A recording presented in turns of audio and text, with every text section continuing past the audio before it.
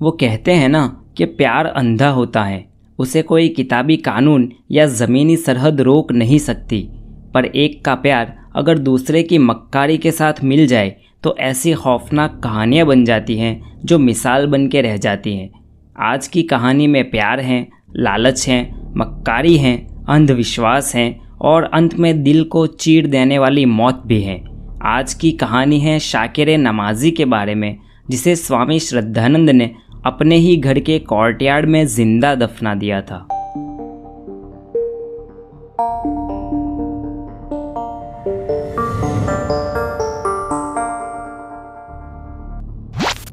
बात है 80-90 के दशक के हिंदुस्तान की। शकीरा नमाजी खलीली मैसूर के राजघराने के दीवान मिर्ज़ा इस्माइल की पोती थी। राजघराने की पोती शकीरा के पास अपने परिवार की करोड़ों रुपए की प्रॉपर्टी थी। साल 1965 में 18 साल की उम्र में शकीरा की शादी अकबर मिर्ज़ा खलीली से करा दी गई थी, जो कि लव मैरिज थी।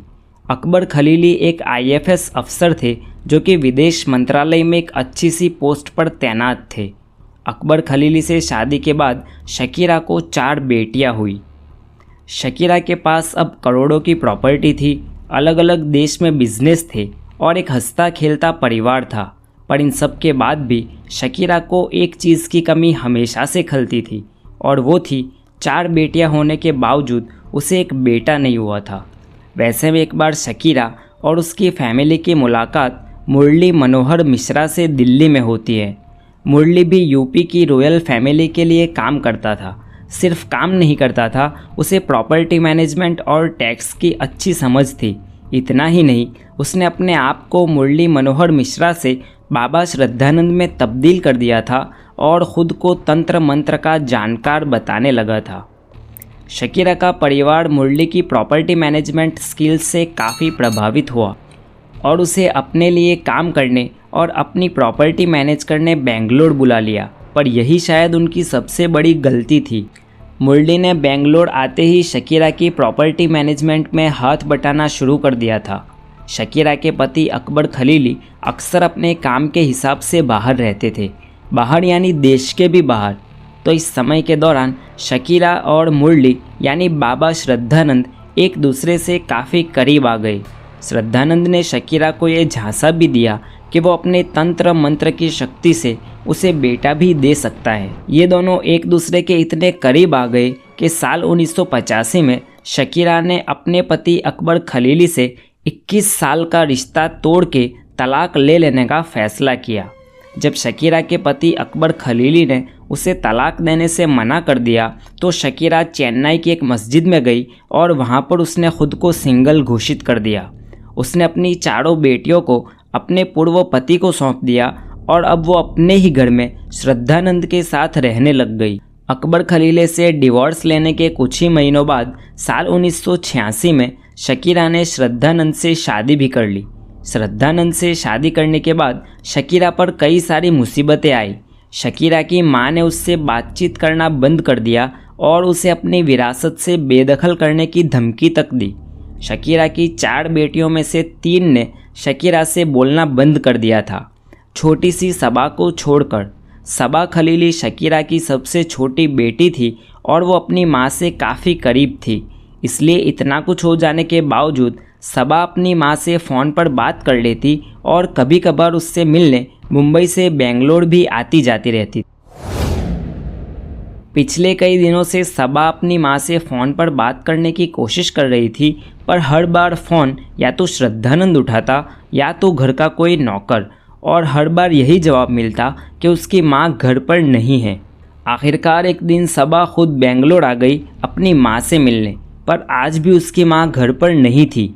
जब श्रद्धानंद से पूछा गया तो उसने बताया कि उसकी माँ प्रेग्नेंट है और न्यूयॉर्क के रूजवेल्ट हॉस्पिटल में अपना इलाज करवा रही है।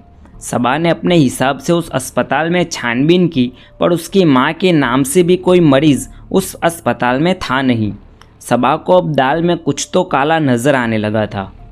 आखिरकार 10 जून 1992 को सबा ने बेंगलोर के अशोकनगर पुलिस स्टेशन में अपनी मां की गुमशुदगी की रिपोर्ट दर्ज कराई। श्रद्धानंद अब बेंगलोर के नामी लोगों में से एक हो गया था। करोड़ों रुपए की प्रॉपर्टी का मालिक तो था ही, साथ में बाबा भी बन के बैठा था। हालांकि पुलिस ने श्रद्धानंद से पूछताछ की, पर उसने पुलिस को भी गोल गोल घुमाया। 3 साल गुजर गए, पर पुलिस शकीरा के बारे में कोई भी जानकारी हासिल नहीं कर पाई। अब पुलिस ने अपनी वही पुरानी तकनीक इस्तेमाल की। बेंगलोर पुलिस के कांस्टेबल महादेव ने श्रद्धानंद के घर के नौकर राजू को एक ठेके पर खूब ज़्यादा शराब पिलाई और फिर उससे सारी बात उगलवा दी। शराब के नशे में राजू ने कांस्टेबल महादेव को बताया कि जिस शकीरा को पुलिस ढूंढ रही है वो तो असल में ज़िंदा है ही नहीं, उसे तो श्रद्धानंद ने मार के दफना दिया है। पुलिस ने अब श्रद्धानंद को अपनी गिरफ्त में लिया। पुलिस के पास अब श्रद्धानंद के खिलाफ पुख्ता सबूत थे। पुलिस ने जब श्रद्धानंद से कुछ सख्ती से पूछताछ की तो श्रद्धानंद टूट गया और उसने अपना गुनाह कबूल कर लिया और उसने अपनी कहानी बताई। श्रद्धानंद ने शकीरा से शादी ही सिर्फ उसकी मिल्कत के लिए की थी। श्रद्धानंद को पता था कि शकीरा का पहला पति अकबर खलीली अक्सर अपने काम के हिसाब से बाहर रहता है। इतना ही नहीं, शकीरा श्रद्धानंद से बेटे की ख्वाहिश को लेकर भी इजहार कर चुकी थी। श्रद्धानंद ने शकीरा को ये झांसा दिया कि वो अपनी तांत्रिक विद्या के ज़रिए शकीरा की बेटे की ख्वाहिश पूरी कर सकता है। इतना ही नहीं, श्रद्धानंद ने शकीरा को अपने पति के खिलाफ उकसाया भी और उनका डाइवोर्स भी करवाया।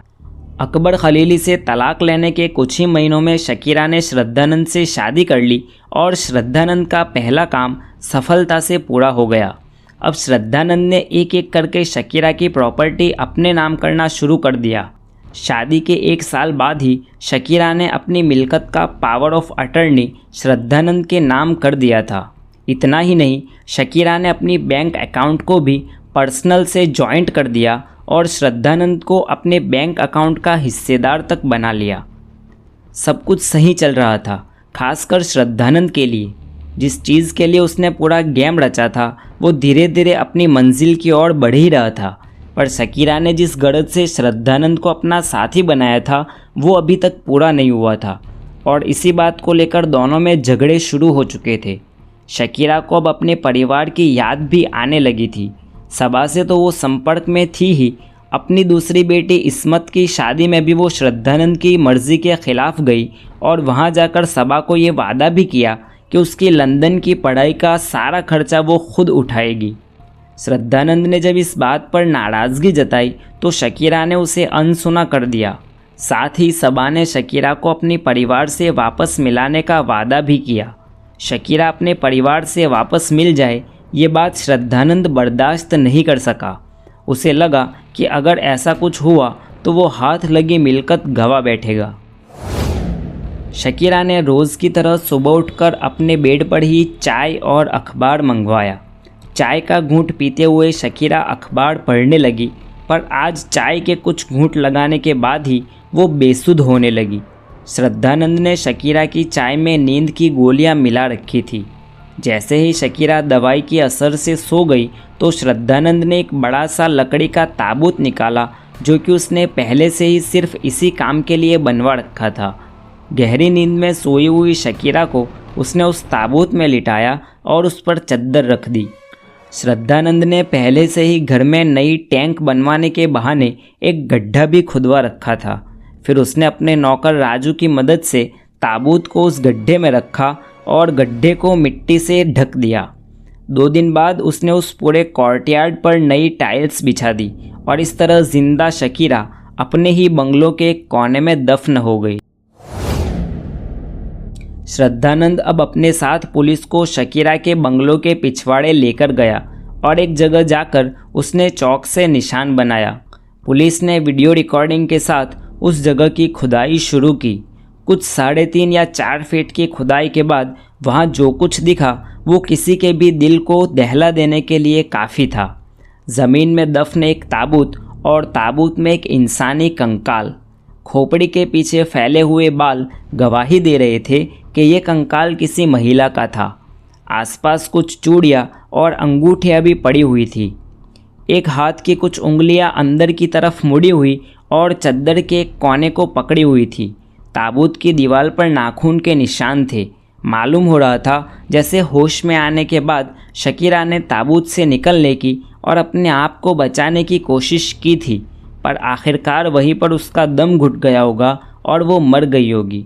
पुलिस ने उस कंकाल को डीएनए टेस्ट के लिए भेजा और ये कंफर्म किया कि ये कंकाल शकीरा का ही था। श्रद्धानंद अपना गुनाह कबूल कर चुका था। पुलिस ने श्रद्धानंद को गिरफ्तार किया और उस पर मुकदमा चला। मई 2008 में बेंगलोर की ट्रायल कोर्ट ने श्रद्धानंद को फांसी की सज़ा सुनाई, जिसके खिलाफ श्रद्धानंद ने हाई कोर्ट में अपील की। हाई कोर्ट ने भी ट्रायल कोर्ट की सज़ा को बरकरार रखते हुए श्रद्धानंद को फांसी की सज़ा सुनाई। जुलाई 2008 में सुप्रीम कोर्ट ने श्रद्धानंद की फांसी की सज़ा को आजीवन कारावास में तब्दील कर दिया। श्रद्धानंद आज सागर जेल में अपनी सज़ा काट रहा है।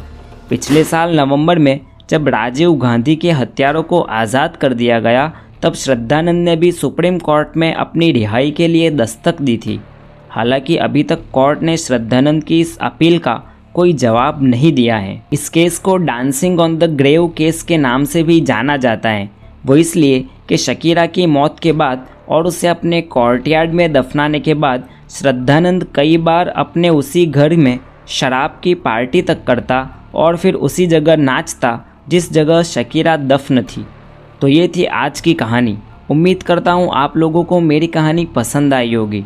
अगर पसंद आई हो तो लाइक करना और कमेंट में अपना अभिप्राय ज़रूर देना।